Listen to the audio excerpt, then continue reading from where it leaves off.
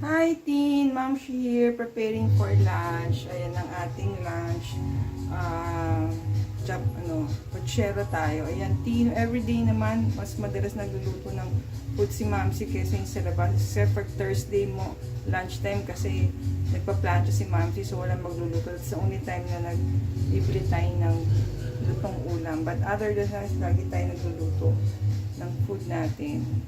So parang kahit during time na nag-work, pumapasok, ay nagbabaon din. So sa bahay din niluluto ang ulam. So we'll have pochero today. Ayan, igigisa natin sa sibuyas bawang ang ating chicken.